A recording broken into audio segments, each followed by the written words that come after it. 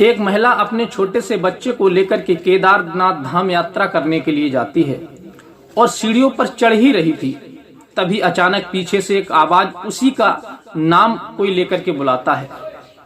और जब वो पीछे मुड़कर के देखती है तो उसे कोई दूसरा व्यक्ति दिखाई नहीं देता। एक छोटा सा बच्चा वहीं बैठा हुआ था और फूल बेच रहा था। तब वो महिला देखती है कि यहाँ मेरा नाम कौन ले रहा है। तब वो लड़का कहता है कि मैं आपका नाम ले रहा हूँ। तब वो महिला उस लड़के के पास में बैठ जाती है और पूछती है कि आखिर तुम कौन हो और मेरा नाम कैसे जानते हो। फिर वो लड़का कहता है कि तुम मेरी पत्नी हो। ये बात जब वो महिला सुनती है तो वो बड़े हैरत में पड़ जाती है और सोचने लगती है कि आखिर तुम ये बात क्यों कह रहे हो कि मैं तुम्हारी पत्नी हूँ, और तुम मुझे जानते कैसे हो, तुम्हारा क्या रिश्ता है, तुम अपनी उम्र कितनी है तुम्हारी और मेरी उम्र कितनी है। फिर ये बात सुनकर के वो लड़का उस महिला के लिए वो सारी हकीकत बताता है, जिसे सुनकर के वो महिला बुरी तरह से रोने लगती है, रुदन करने लगती है। वहां जो भी यात्री लोग जा रहे थे वो उस महिला के रुदन को देख करके वहीं खड़े हो जाते हैं, सभी लोग देखने लगते हैं। और फिर वो लड़का पूरी कहानी जो बताता है, जिसे सुनकर के आप भी यकीन मानिए कि आपके भी आंखों में आंसू आ जाएंगे, आप भी सोचने पर मजबूर हो जाएंगे कि भगवान इंसान के जीवन में कौन कौन से खेल रचाता है। तो आइए जान लेते हैं कि उस लड़के ने उस महिला से ऐसी कौन सी कहानी कही थी जिसे सुनकर के वो महिला बुरी तरह से रोने लगी थी, और किस वजह से वो महिला उस लड़के की पत्नी थी।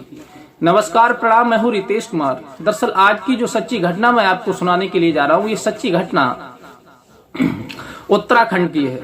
उत्तराखंड में एक लड़का अपने परिवार यानी माता पिता और अपनी पत्नी के साथ रहा करता था, जिसका नाम सूरज था। सूरज अपने माँ बाप की खूब सेवा किया करता था, लेकिन उसके माँ बाप वृद्ध अवस्था में थे।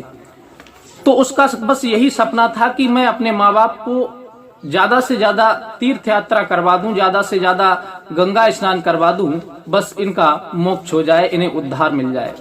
क्योंकि वृद्ध अवस्था में माँ बाप को तीर्थ यात्रा करवाना, दर्शन करवाना, गंगा स्नान करवाना, दान पुण्य उनके हाथ से करवाना, यही सबसे उत्तम होता है।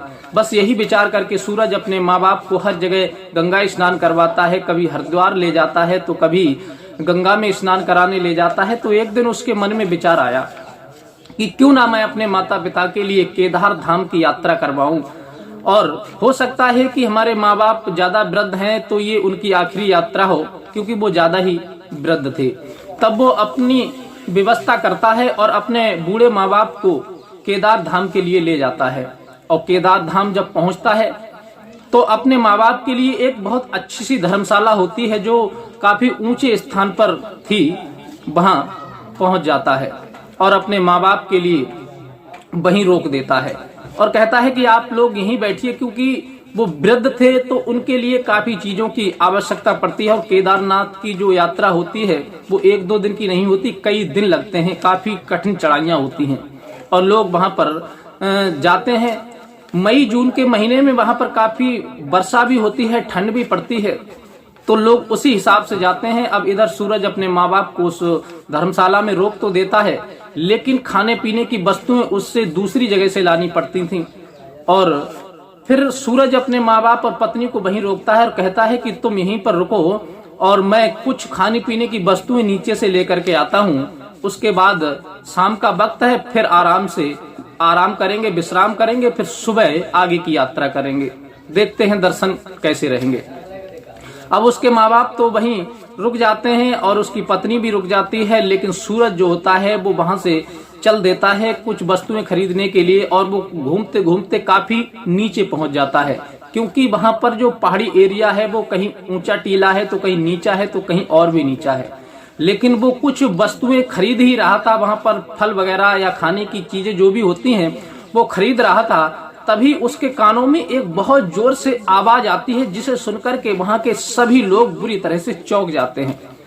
और वो आवाज कोई साधारण आवाज नहीं थी, वो बहुत ही भयानक और घातक आवाज थी।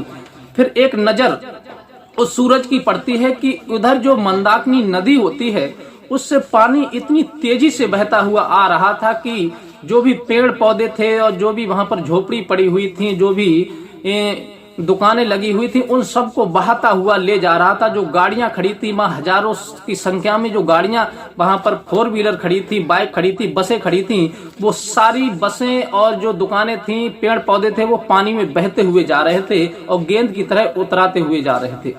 ये दृश्य जब सूरज देखता है तो वो भी बड़ा हैरत में पड़ जाता है, चौंक जाता है, डर लगने लगता है उसे और वो सोचने लगता है कि ऐसा ना हो कि ये पानी हमारी तरफ आ जाए। और इधर ये शोर जब उसकी पत्नी और माँ बाप जो ऊंचे से धर्मशाला में ठहरे हुए थे सूरज के, वो जब देखते हैं तो वो भी मतलब बड़े परेशान हो जाते हैं। और सूरज की पत्नी चिंता करने लगती है, बिमला सोचने लगती है कि कहीं ऐसा तो नहीं कोई हादसा हो जाए, क्योंकि मेरे पति भी नीचे गए हुए हैं कुछ आइटम खरीदने के लिए और वो अभी तक लौट करके नहीं आए। ये बात विचार करके वो बहुत ज्यादा चिंता में पड़ जाती है और उसकी आंखें भर आती हैं। और जब वो उस धर्मशाला से झांक कर देखती है तो देखती है कि मंदाकिनी नदी इतनी विशाल रूप में वृक्षों को और वहां जो वाहन खड़े थे उन्हें और दुकानों के लिए सबको बहाती हुई ले जा रही थी। साथियों, ये घटना 16 जून 2013 की है। 16 जून 2013 को इतना ही बड़ी आपदा केदारनाथ में आई थी जिसके बारे में आप लोगों ने भली भांति सुना होगा और ये सोशल मीडिया पर खूब अच्छी तरह से वायरल हुई थी और लोगों ने बहुत ही बढ़ चढ़ करके इसको एक दूसरे के साथ शेयर भी किया था। और लाखों की संख्या में श्रद्धालु लोग उस मंदाकिनी नदी के जो विशाल रूप में बहा गए थे, लाखों गाड़ियां, बसें, जो भी मतलब साधन थे वो सभी उसमें बह गए थे और किसी किसी का तो आज तक पता ही नहीं चला कि लोग कहाँ गए थे और कहाँ चले गए। उनका आज तक कोई पता नहीं लगा पाया, कोई खोज नहीं लगा पाया। अब उसकी पत्नी जो सूरज की होती है बिमला, वो बहुत ज्यादा परेशान हो जाती है। देखते ही देखते वहां की सारी दुकानें जो होती हैं और पेड़ पौधे होते हैं, सारा वो स्थान होता है वो जलमग्न हो जाता है। और ये दृश्य देख करके वो बहुत ज्यादा दुखी हो जाती है। शाम का वक्त होता है, अंधेरा होने लगता है, लेकिन वहां जो यात्री लोग ठहरे थे वो सभी डरने लगते हैं कि ऐसा ना हो कि इस धर्मशाला को भी ये पानी बहा करके ले जाए। मंदाकिनी नदी इस समय बहुत ही ज्यादा विशाल रूप में है और यहाँ कुछ भी हो सकता है। वहां जितने भी लाखों की संख्या में श्रद्धालु जो थे भगवान के दर्शन करने गए थे वो सभी उसी जल में बह गए थे। पूरी रात वो चिंता करती रही, रोती रही, उसके माँ बाप भी रोते रहे। लेकिन दूसरा दिन होता है, लेकिन उसे पक्का विश्वास हो चुका था बिमला के लिए कि जरूर हमारे पति इसी कोई परेशानी संकट में फंस गए हैं, अब वो शायद अब लौट करके नहीं आ सकते। ये बात विचार करके वो बहुत ज्यादा रुदन करती है, उसकी हालत खराब हो जाती है। और सूरज के माता पिता होते हैं वो भी वृद्धावस्था में रोने लगते हैं। लेकिन साथियों, वो दृश्य जो था वो देख करके लोगों के दिल दहल रहे थे। इतना भयानक दृश्य था कि हम अपनी जुबान से उस बारे में उस दुख को बयान भी नहीं कर सकते कि लोग कितने अनाथ हो गए, कितने बेघर हो गए और कितने लोगों को लौट करके अपना घर देखने को नहीं मिला, कितने लोगों को अपना परिवार देखने को नहीं मिला। वो दृश्य आज भी आंखों में जब लोगों की आता है, जिसने अपनी आंखों से देखा है तो उसका कलेजा हिल जाता है, उसका दिल दहल जाता है। अब अगर उसकी पत्नी ने भी वो दृश्य देखा था बिमला ने, तो वो भी रो रो करके पछाड़े खा रही थी। लेकिन दूसरा दिन जब लगता है तो सरकार की तरफ से रेस्क्यू टीम वहां पर पहुंचती है और हवाई जहाजों के द्वारा, जो हेलीकॉप्टर होते हैं उनके द्वारा लोग जो फंसे हुए थे जगह जगह टीलों पर, उन्हें वहां से सुरक्षित निकाला जाता है। फिर वहां पर कुछ जो टीम होती है वो उसी धर्मशाला में पहुंचती है और वहां सभी लोगों से वो अपील करते हैं कि आप लोग जल्दी से हमारे साथ चलिए और हमें आपको सुरक्षित इस स्थान से निकालना है। वो सूरज की पत्नी होती है, वो उनके साथ जाने से मना कर देती है, कहती है कि हम आपके साथ कैसे जा सकते हैं, हमारा पति तो इसी परेशानी में फंसा हुआ है और फिर हम अपने पति को छोड़ करके कैसे आपके साथ चले जाएं। तब वो लोग कहते हैं कि देखो, यहाँ पर तुम रह करके कुछ हासिल नहीं कर सकती, हम पूरा प्रयास करेंगे आपको पति के ढूंढने का और जो भी श्रद्धालु यहाँ पर फंसे हुए हैं उन सबको निकालने का हम पूरा प्रयास करेंगे। हो सकता है आपका पति आपकी तरह कहीं टीले पर फंसा हो तो हम उसे सुरक्षित आपके पास पहुंचा देंगे, आप निश्चिंत रहिए, आप चलिए, निकलिए यहाँ से। वहां की जो टीम होती है, रेस्क्यू टीम होती है, वो बहुत ज्यादा आग्रह करती है। तब वो अपने सास ससुर को लेकर के बिमला वहां से जाने के लिए तैयार हो जाती है। लेकिन पता चलता है कि काफी दिन बीत जाते हैं, वो लौट करके उत्तराखंड तो आ जाती है बिमला, लेकिन कई दिन बीत जाते हैं, लगभग 15-16 दिन वहां पर लोगों की इंक्वायरी की गई थी, उन्हें ढूंढा खपोरा गया था, लेकिन कुछ लोग ही वहां से बरामद किए गए थे और कुछ लोगों का पता ही नहीं चला था। तब बिमला को पूर्ण विश्वास हो जाता है कि अब हमारे पति इस दुनिया में नहीं रहे। तब वो बहुत ज्यादा रोती है, बिलखती है, परेशान हो जाती है। लेकिन एक बात और हम आपको बता दें कि बिमला और जो सूरज केदारनाथ की यात्रा के लिए गए थे, उस समय उस सूरज का एक लड़का था जो बिमला की गोदी में था, बहुत छोटा था उस समय।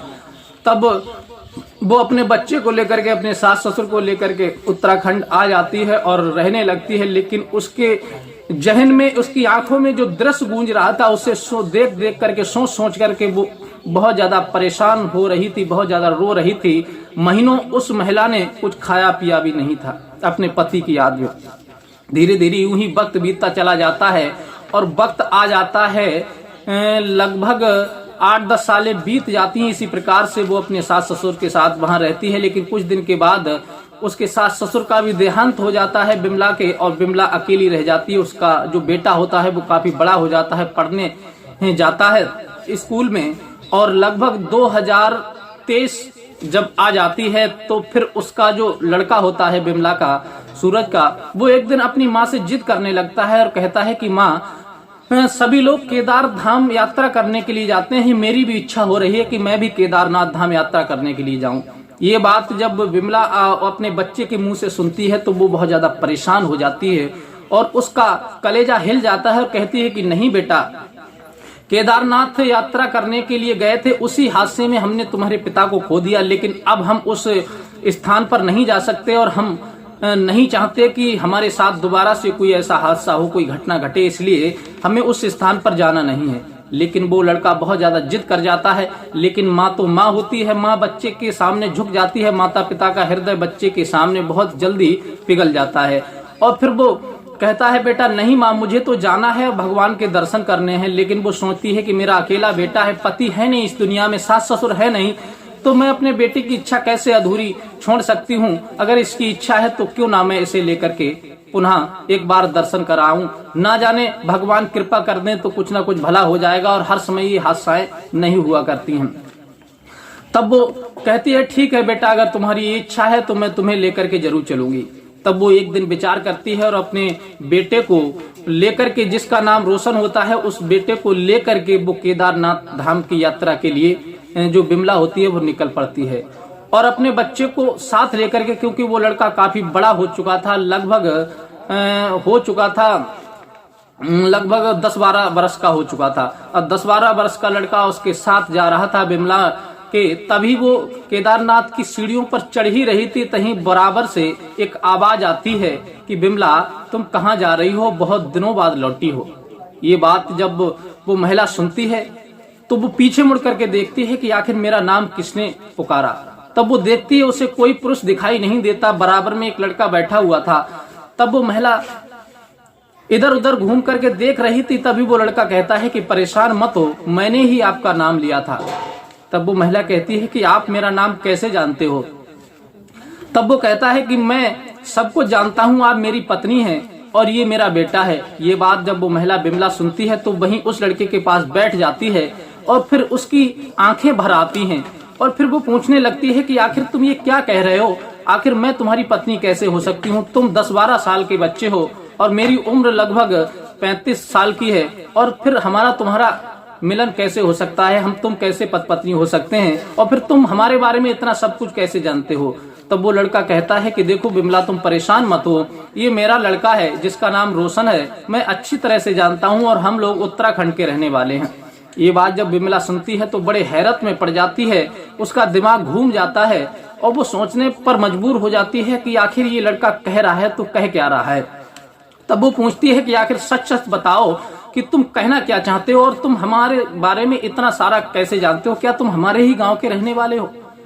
तब वो लड़का कहता है कि नहीं, मैं तुम्हारे गांव का रहने वाला नहीं हूँ, मेरा नाम सूरज है। ये बात जब वो महिला बिमला सुनती है तो फिर उसकी आंखें खुली की खुली रह जाती हैं और सोचने लगती है कि सूरज तो मेरे पति का नाम था, आखिर तुम कौन हो। तब वो लड़का कहता है कि ज्यादा परेशान मत हो, मैं ही तुम्हारा पति हूँ, सूरज हूँ। याद करो उस समय के लिए जिस समय 2013 में तुम और इस बेटे को लेकर के हम तीनों लोग इस धाम के लिए आए थे। साथ में हमारे माता पिता भी आए थे। उनके लिए हमने ऊंचे उस धर्मशाला में ठहरा दिया था और हम कुछ खाने की वस्तुएं लेने के लिए नीचे गए थे। उस समय मंदाकिनी नदी ने अपना विशाल रूप रखा था और उसमें हम नहीं हजारों यात्री बह गए थे और सबकी मौत हो गई थी और तुम यहाँ से फिर चली गई थी। बस वही मैं तुम्हारा सूरज हूँ और मैंने यहीं पर एक जगह पर जन्म ले लिया है, दोबारा से मेरा जन्म हुआ है। तो मुझे ये सारी बातें भगवान की कृपा से याद है और मैं तुम्हारा इंतजार देख ही रहा था कि कब तुम यहाँ दर्शन के लिए आओ तो मैं तुमसे मिलूं। लेकिन आज भोलेनाथ ने वो भी मेरी इच्छा पूरी कर दी। ये बात जब वो महिला सुनती है तो फिर फपक फपक करके रोने लगती है, उसके आंसू नहीं रुकते। और फिर वो लड़का जो होता है जो फूल बेच रहा था वो उस लड़के को अपनी गोदी में बिठा लेता है, चूमने लगता है, कहने लगता है कि ये मेरा बेटा है, रोशन है इसका नाम। महिला ये सुनती है तो फिर रोती है, बहुत ज्यादा विलाप करती है। वहां जो यात्री होते हैं वो सभी लोग उस दृश्य को देखते हैं और फिर पूछते हैं। तब वो महिला बताती है कि ये 2013 में जब यहाँ पर आपदा आई थी उसमें हमारे ये पति बह गए थे तो इन्होंने दूसरा जन्म लिया है और ये सारी बात बता रहे हैं। ये कह रहे हैं कि तुम मेरी पत्नी हो। फिर तो लोग वहां पर एकत्र हो जाते हैं, उनकी बातों को सुनने लगते हैं। फिर वो पूछती है कि आखिर तुम कहाँ रहते हो, तुम्हारे माँ बाप कौन है। तब वो कहता है कि मेरे माँ बाप तो नहीं है यहाँ पर, मेरे बुजुर्ग माँ बाप हैं, उनका मतलब देहांत हो चुका है, वो इस दुनिया में नहीं है। मैं अकेला हूँ और इसी आश्रम में रहता हूँ, महात्माओं के साथ रहता हूँ, फूल बेचता हूँ, जो कुछ पैसा मिलता है उसी से अपना गुजारा कर रहा हूँ। और तुम अब मुझे अपने साथ ले चलो, बाकी जो जीवन है मैं तुम्हारे और बेटे के साथ बिताना चाहता हूँ, मेरा इस दुनिया में और कोई नहीं है। ये बात सुनकर के वो बहुत ज्यादा रोने लगती है बिमला और तुरंत उस लड़के की कौली भर लेती है। अब तो उसकी कौली नहीं छोड़ती। सारा दृश्य वहां के लोग देखते हैं और देखने के बाद सभी लोग कहते हैं कि भगवान ने तुम्हें पुनः दोबारा से मिला दिया है। भगवान का आशीर्वाद समझो, भगवान का तोहफा समझो, जो तुम्हारा पति तुम्हें दोबारा से मिल गया। अब तुम इन्हें लेकर के अपने घर जाओ और आराम से अपना जीवन बिताओ। और फिर वह लड़का जो फूल बेच रहा था वह अपनी पत्नी और बेटे को लेकर के भगवान के दर्शन कराता है। दर्शन करवाने के बाद वहीं नाइट को रोकता है और सुबह होते ही वो फिर अपने उत्तराखंड के लिए अपनी पत्नी और बेटे के साथ वो तीनों प्राणी वहां से उत्तराखंड के लिए चले आते हैं। इस प्रकार से भगवान शंकर ने उन्हें पुनः मिला दिया था। तो साथियों, ये कहानी सुना करके हमारा उद्देश्य किसी का दिल दुखाना, किसी को परेशान करना नहीं है। ये रियल सच्ची घटना 2013 16 जून को जो घटी थी उसी में ये हादसा हुआ था जो मैंने आपको आज कहानी के माध्यम से समझाया। ये कहानी आपको अच्छी लगी हो तो प्लीज हमारे चैनल को लाइक सब्सक्राइब कीजिए, अपने यार दोस्तों को भी शेयर कीजिए और मिलते हैं इसी प्रकार की कोई नेक्स्ट कहानी घटना के साथ। तब तक के लिए दीजिए अपने भाई को इजाजत। मिलते हैं किसी नेक्स्ट वीडियो में, तब तक के लिए नमस्कार।